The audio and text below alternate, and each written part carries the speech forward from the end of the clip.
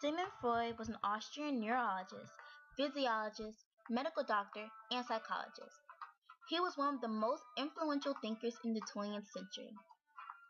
Growing up as a child into his adult years, he was very devoted to his studies. After graduating from the University of Vienna, Freud went to medical school, graduated, and set up a private practice, which specialized in nervous disorders. He was always devoted and determined to find certain causes to some people's disorders. In 1900, he published a book called The Interpretation of Dreams, which evolved around his ideas and views of psychology, which also attracted many faithful followers as well as vehement criticism. One of his major discoveries has changed the world in a huge way. Observing his patients led him to his discovery of the unconscious. He believed that one psychological problem was linked to a traumatic experience that had happened in the past, often from early childhood. After he discarded hypnosis as unreliable, Freud turned to free association. Simply, Freud would tell his patients to relax and say all the things that came to mind from their childhood memories, regardless how embarrassing or trivial it was. As the patients expressed their thoughts, they may hesitate to say them if a shameful memory comes to mind, which indicates resistance. Resistance hints that anxiety lurks and one is defending against sensitive material. The psychoanalyst will then interpret those resistances, providing insight into their underlying wishes, feelings, and conflicts.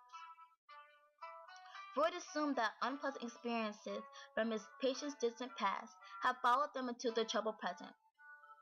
Through the help of free association, Freud is able to retrace back into his patient's past and find the thought leading to the patient's unconscious, where the painful unconscious memories could be retrieved and released.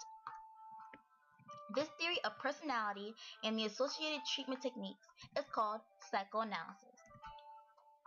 Freud's psychoanalytic theory includes ideas about an unconscious region of the mind, interactions of the ID, ego, and superego, and defense mechanisms for holding anxiety at bay. To have a better understanding on how the unconscious mind works, he compared the mind to an iceberg. Our conscious awareness is the part of the iceberg that floats on top of the surface. However, the unconscious region that contains our thoughts, wishes, feelings, and memories are stored below the surface that we are unaware of. Freud believed that the unacceptable passions and thoughts are those that we human unconsciously but forcibly block from our conscious mind, fearing that they will be too upsetting to acknowledge, such as one's unexplained blindness or deafness that might have been caused by not wanting to see or hear something, which arouse intense anxiety. Even though we block these passions and thoughts, these troublesome feelings influence us greatly in disguised forms, such as the work we do, our beliefs, and our daily habits. According to Freud, personality is the product from expressing our biological impulses in ways to bring satisfaction without bringing guilt or punishment. The three interacting systems, ID, ego, and superego, were created to explain the mind's dynamics during conflict. ID is a childlike system that has an unconscious psychic energy that constantly strives to satisfy basic drives to survive, reproduce, and aggress. The pleasure principle is that if not constrained by reality, it seeks immediate gratification. As the ego forms, humans begin to learn how to deal with the real world. The ego operates on reality principle and seeks to gratify the ID's impulses in realistic ways that will bring pleasure rather than pain and destruction. It also contains our conscious perceptions, thoughts, judgments, and memories. The last system, the superego, forces the ego to consider not only the real but the ideal and focuses solely on how one should behave. It strives for perfection, judges actions, and produces positive feelings of pride and negative feelings of guilt. Overall, since the superego and ID oppose each other, the ego struggles to reconcile the two. Freud believed that humans must not act out on their sexual and aggressive impulses, but rather control them. However, because the ego feels like it's losing the battle between ID and superego, it creates a dark cloud of unfocused anxiety, which leaves humans feeling unsettled, but unsure why. To answer this problem the ego has, Freud proposed that the ego protects itself with the 6 defense mechanisms. They are repression, regression, reaction formation, projection, rationalization, and displacement.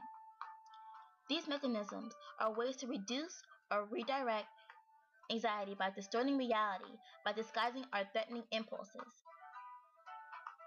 This leads humans to have strange but intense anxiety that could link to strange psychological behaviors. Freud's beliefs and views were controversial, attracting many followers, now called Neo-Freudians, as well as a lot of criticism. The Neo-Freudians accepted the basic ideas of the personality structures of ID, ego, and superego, the importance of the unconscious, the shaping of personality in childhood, and the dynamics of anxiety and defense mechanisms. However, they veered away from some ideas by placing more emphasis on the conscious mind's role in interpreting experience and in coping with the environment. Criticism of the Freudian psychoanalysis spread widely across the world. Many stressed the interpersonal fact of the analyst-patient relationship and placed more emphasis on the processes of the ego. Critics claimed that psychoanalysis depends too much on ambiguities for its data, such as dreams and associations. Therefore, Freudian theories seem too weak without definite evidence, and which will eventually fail to find standards for treatment. John B. Watson created behaviorism in contrast to psychoanalysis, which focuses on observable behavior. Then, humanistic psychology was created as a reaction to psychoanalysis and behaviorism. Humanist thinkers felt that both psychoanalysis and behaviorism were too pessimistic, believing they focused on the most horrible of emotions or failing to take into account the role of personal choice. They want to emphasize the importance of current environmental influences on human growth potential.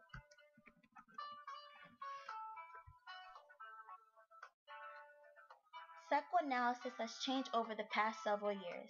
The Freudian analysis has fallen to disuse, even though few people still practice this study. There is contradictory evidence against some of Freud's ideas, thanks to modern research.